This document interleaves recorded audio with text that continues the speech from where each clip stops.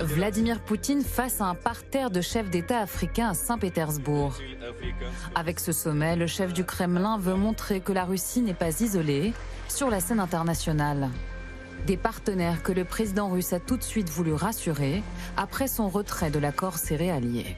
Dans les mois qui viennent, dans 3-4 mois, nous serons en mesure d'assurer les livraisons gratuites de 25 à 50 000 tonnes de céréales au Burkina Faso, au Zimbabwe, au Mali, à la Somalie, à la République centrafricaine et à l'Érythrée. Pendant ce temps, les frappes russes continuent de cibler les infrastructures portuaires d'Odessa, point de départ des navires céréaliers.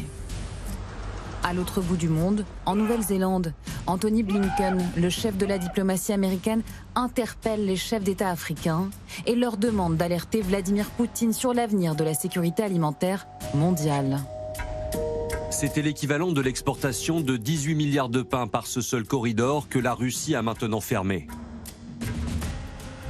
Mais à Moscou, Vladimir Poutine entend profiter de la fin de l'accord céréalier pour exporter plus de blé et affiche dans une lettre publiée cette semaine sur le site du Kremlin ses ambitions africaines.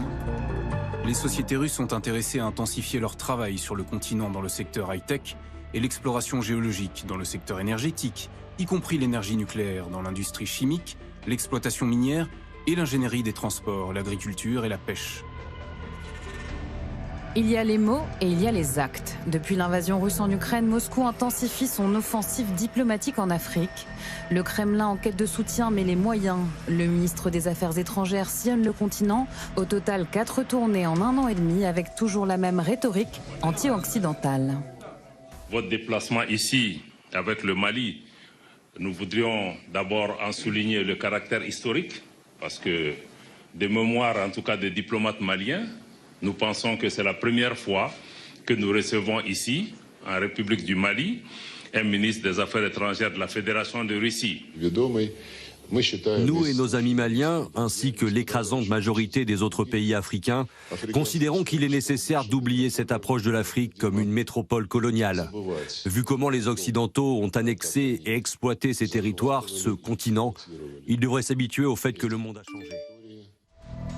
Un monde tourné vers la Russie selon les souhaits de Moscou et une influence qui s'étend avec la présence depuis plusieurs années de la milice Wagner et de son sulfuro-chef Evgeny Prigojine.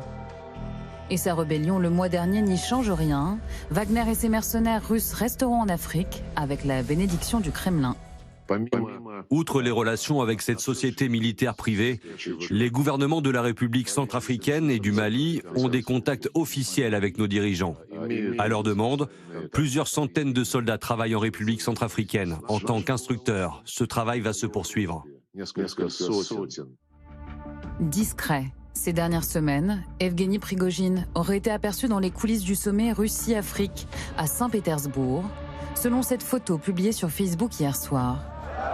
Quelques jours plus tôt, dans une vidéo datée du 19 juillet, le patron de Wagner apparaît cette fois en Biélorussie, entouré de ses mercenaires. Nous devons continuer à nous préparer, nous devons continuer à nous développer. Une nouvelle route s'ouvre devant nous, celle de l'Afrique. Vladimir Poutine, lui, ne pourra pas se rendre en Afrique du Sud fin août pour le sommet des BRICS, en compagnie des autres chefs d'État des grandes puissances émergentes, sous le coup d'un mandat d'arrêt de la Cour pénale internationale pour déportation illégale d'enfants ukrainiens. Le président russe prendrait le risque d'être arrêté.